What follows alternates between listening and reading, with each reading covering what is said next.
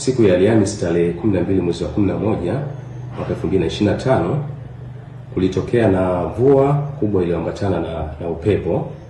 Mvua hiyo ilisababisha athari takribani kaya 58 ziliweza kupata madhara kutokana na mvua hiyo.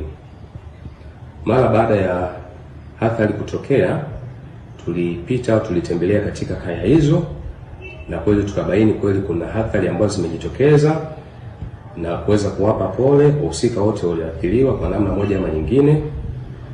Lakini kaya hizo kuna baadhi ambazo mapaa ya nyumba yalikuwa yamejeruhiwa, lakini pia kuna baadhi ya kaya ambazo kuta za nyumba zilikuwa zimeanguka kutokana na mvua kali pamoja na upepo. Lakini pia hatua ya tatu ambayo tulichukua ni kwa ajili ya kutoa taarifa kwenye mamlaka husika ambazo zinahusika na masuala ya maafa au majanga.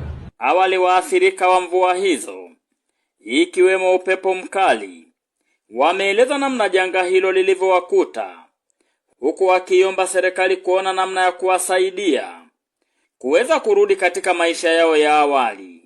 Ulikuja upepo mkali sana, alafu zikanyesha na mvua na maradi, ikazua bati, likafunika. Mimi mwenyewe nilitoka nimekimbilia kwenye mti. Nimesimama kwenye mti naona bati linang'oka, likaangukia kwenye mpapai. Nilikuja kuangukia kwenye mpapai, bati zimebondeka, kitanda kimevunjika, mitofali ikang'oka ikaingia ndani kwenye kitanda, manake mbao zote zikavunjika. Kwa hiyo mpaka hapa sasa hivi sina makazi pa kukaa. Shida niko juani, mvua yangu jua langu. Naomba msaada kwa serikali nisaidie kwa hili lililonikuta. Sina makazi, vyombo vyangu vingine vimevunjika. Kwa hiyo shida.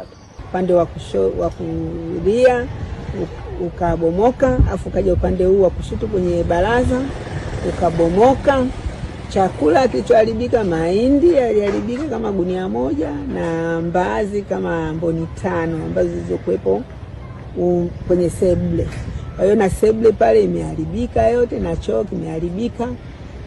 Kama hivi tunavyosema kwamba kweli tuliweka hela za kulimia, lakini sasa baada ya tukio kama hili imebidi tuchukue zile hela tufanyeje? Turekebishie hii nyumba. Kwa hiyo naiomba serikali kama kutakuwa na msaada wa aina yoyote, wanisaidie mjane mimi ili nipate kushika mkono nilimie.